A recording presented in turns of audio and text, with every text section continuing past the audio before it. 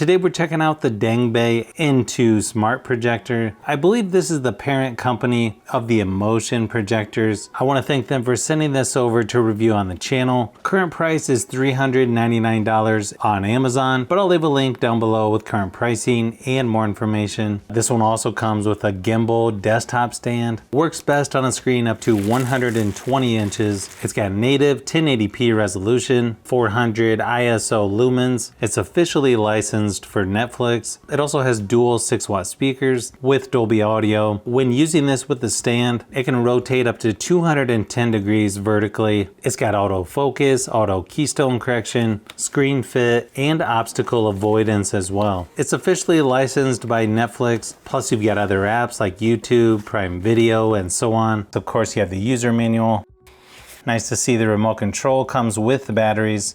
Definitely seems like a little nicer remote control compared to some others that I've seen. You get your 3 app shortcuts down at the bottom, menu, autofocus, volume controls, power, back button, directional arrows, and OK button as well. This one's also a little bit larger, so I feel like it's easier to handle. Definitely a little bit larger on the power cable. Almost looks like something you would see from a laptop.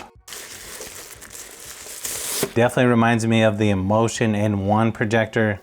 Sort of interesting, this one has a camera on the front. Not really sure what that's for. You have one button here on the top for the power. Here on the back is where you plug in the power. You've got a 3.5mm audio jack, 1 HDMI, and 2 USB 2.0 ports. Then you have ventilation here on the front and on the back as well. Here on the bottom is where you can thread in the gimbal desktop stand, or you can put this on a tripod or other mounts as well. You also have an adjustable kickstand here as well.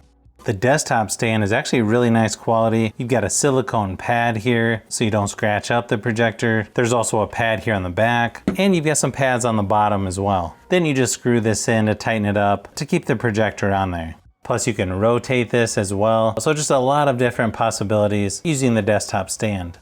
Now, for some reason, when I was setting this projector up, things were a little blurry until I paired the remote control and then adjusted the focus. But as you can see on the home page, you've got shortcuts to apps like Netflix, YouTube, and so on. Towards the top of the screen, you've got inputs, and then in settings, you have setup, picture mode, audio, projection, network, keystone, zoom, focus, Bluetooth, and about. There's quite a few things that you can adjust for each category. You can choose manual or auto focus and keystone adjustments. You can also zoom the screen out to 50% if you need to. It may be kind of hard to tell from the video, but picture quality on this projector is actually really good. And of course, you can connect your own streaming device if you don't want to use the built-in apps. The color also seems fairly accurate. It has nice contrast. Of course, you'll want to turn all the lights off for the best picture quality, but it doesn't seem to have blurriness towards the edges or corners that can sometimes be a problem. So that's good to see. Just the short time that I've used this, it definitely seems to be one of the better small projectors when it comes to screen quality. The built-in speakers sound nicer than I was expecting as well. So you probably could get away with just using the built-in audio if you need to, or if you have a smaller room. Here's a quick sample just to give you an idea of what it sounds like. Guess you're trying to stay strong and fake a smile until I look away.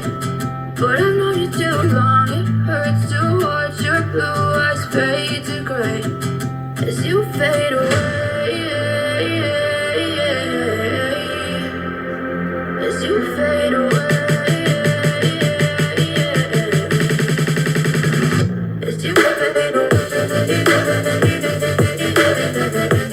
I also connected my iPad to this, and everything looks nice and clear. So this one could easily be used for presentations or anything that has text on it. It's going to be nice and sharp on here. I also played Asphalt Legends Ultimate using a Bluetooth controller on my iPad, and as you can see, the picture quality looks really good. I also didn't seem to have much lag or delay using the controller while gaming, so that's good to see as well. Now obviously everyone's going to use their projector a little bit different, so there's lots of variables on if this is the right projector for you. I know just testing this out on my Super Nintendo Mini and PlayStation 5, everything seemed to look really good, and I didn't notice anything out of the ordinary or any type of glitches. Keep in mind, it's probably going to depend on which games you're playing. So far, I really like this projector. It's compact, so it doesn't take up much space. The stand is really nice quality as well. So I think as long as you don't need a screen larger than 120 inches, or you don't want your projector to take up much space, this is definitely one of the better projectors I've tested, especially for the size.